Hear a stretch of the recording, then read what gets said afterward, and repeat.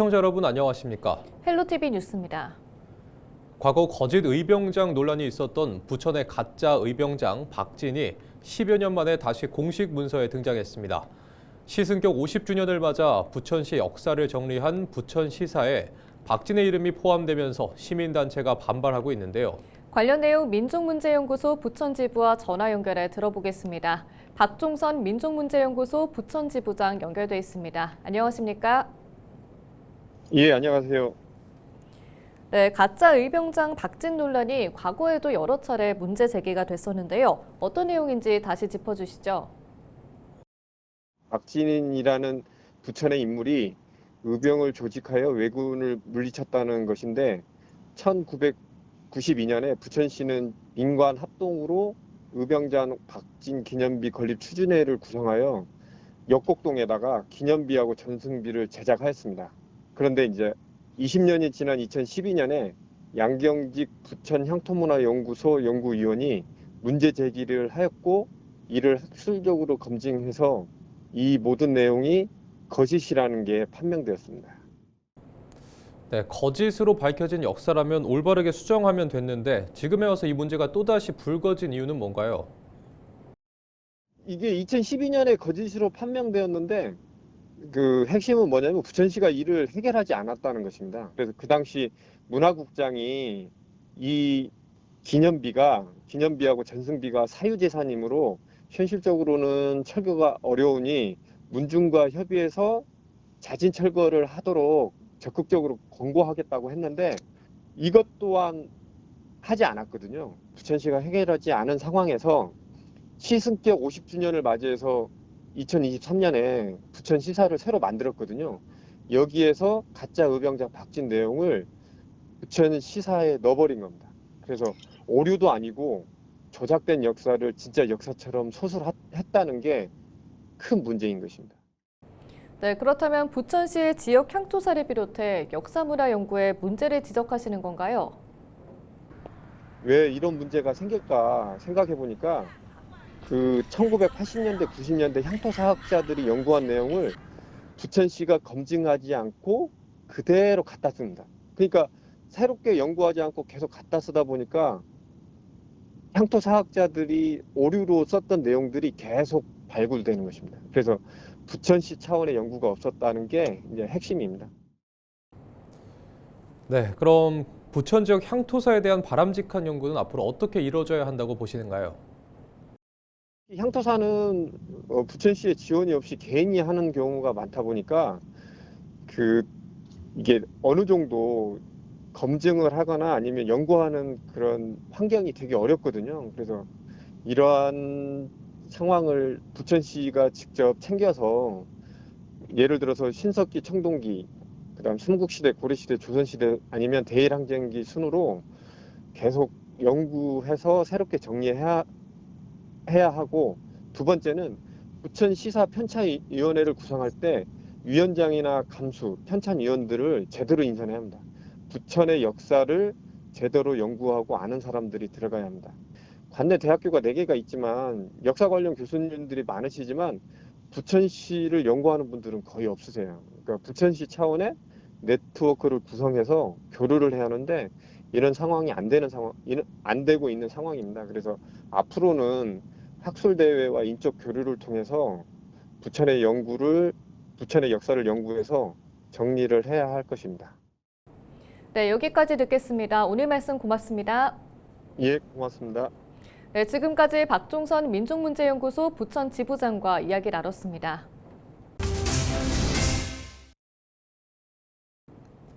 오랜 기간 방치돼 있던 부평 군용철로 주변 개선이 완료됐습니다. 부평구는 최근 부계동 군용철도 주변 환경 개선 사업 준공식을 열었다고 밝혔습니다. 이 사업은 오랜 기간 방치돼 있던 북의 1동 군용철로 777m 구간에 총 25억 원을 들여 추진됐습니다. 해당 구간에는 주민들이 이용할 수 있는 산책로와 휴게 쉼터가 조성됐습니다. 특히 이 사업이 군부대와 인접한 지역의 단절을 해소하고 낙후된 원도심을 활성화하기 위한 목적에서 추진된 만큼 북의 일동 주민들의 정주 여건 개선에도 큰 도움이 될 것으로 군은 기대하고 있습니다. 10일 경기도의회 예산결산특별위원회가 열렸습니다. 일산대교 통행료 지원 예산이 관심의 대상이었는데요. 국비 확보가 무산되면서 예결위 위원들은 부정적인 의견이 많았습니다. 보도에 백영선 기자입니다. 일산대교 통행료 무료화가 점점 안개 속으로 빠져들고 있습니다. 경기도는 당초 내년 1월 1일부터 일산대교 통행료를 완전 무료화하겠다는 계획이었습니다. 국비 100억 원, 도비 200억 원, 기초지자체 100억 원을 투입해 통행료 지원을 하겠다는 것이었습니다. 하지만 국비 100억 원 확보가 무산되고 도비 200억 원 지원도 불투명한 상황입니다. 10일 열린 경기도의회 예산결산특별위원회 예산심사에서 위원들은 국비와 시비 확보 없이 도비를 투입하는 데 부정적이었습니다. 정부와 시군 분담이 확실히 딱 확약을 하기 전에는 이 예산 세워져서는 안 됩니다, 이거. 따라서 국비 및 시군 매칭 비율이 확정되고 협약서가 딱 체결될까지 본 예산은 삭감하는 게 맞다고 생각합니다. 김포 출신 홍원길 위원은 정부, 경기도, 기초지자체 모두 다른 방향을 바라보고 있다고 지적했습니다. 국비가 확보되지 않은 상황에서 경기도가 편성한 도비 200억 원 자체도 사실 도의회 예결위 심사에서도 상당한 논란이 예상되고 있어요. 뒤죽박죽이에요, 지금. 시민들은 어떻게, 경기도민들은 지금 도대체 이게 어떻게 가고 있는가. 특히 김포, 고양, 파주 도민들은 말이죠. 컨트롤 타워가 없는 거예요. 한편 김포시의회는 10일 예결위를 열고 일산대교 통행료 지원 예산 9억 원을 통과시켰습니다. 김포시는 경기도의 도비 확보가 되지 않더라도 출퇴근 시간 통행료 50% 지원을 계획대로 추진하겠다는 입장입니다. 저희 시는 저희 시 자체의 계획이 있기 때문에 만약에 이제 아까 지적하신 것처럼 조례안과 저희 예산안이 결정이 되면 저희 자체적으로 저희 김포 시민을 위해서 이제 출퇴근 시간대 50%를 지원하는 정책으로 진행은 할 계획입니다. 경기도의회는 오는 17일 예결위와 24일 본회의를 거쳐 일산대교 통행료 지원 예산에 대한 결론을 낼 예정입니다. 김포시의회는 그보다 앞선 15일 본회의에서 통행료 지원에 대한 조례와 예산안을 최종 결정합니다. 헬로티비 뉴스 백영성입니다. 인천시가 전국 광역단체로는 처음으로 외로움 돌봄국을 신설해 고립 은둔 시민과 1인 가구 등에 대한 지원을 강화하기로 했는데요. 이에 앞서 외로움 대응단을 발대하고 외로움 대응의 본격적인 시작을 알렸습니다. 자세한 내용 송유찬 기자가 취재했습니다. 인천 지역의 1인 가구는 41만 2천 가구, 전체 가구의 32.5%를 차지하고 있습니다. 특히 매년 6%씩 증가하고 있어 1인 가구 수는 더욱 늘어날 것으로 보입니다. 여기에 고립은둔 청년도 3만 9천여 명에 달하고 있습니다. 지난해 인천에서 고독사 사망자는 260명, 자살 사망자는 935명으로 하루 평균 2.6명이 스스로 생을 마감했습니다. 인천시가 인천 시민의 외로움과 고립 문제를 지원하기 위해 내년 1월 외로움 돌봄국을 신설합니다. 이 새로운 국 체제하에서 오늘의 사회적 심각한 외로움 문제를 좀 더 체계적으로 다뤄나가게 되고 이를 통해서 우리 공동체를 복원함으로써 시민이 행복한 사회를 만들어가는 데 목적을 두고 있습니다. 외로움 돌봄국은 외로움 돌봄과와 외로움 돌봄 정책과로 구성됩니다.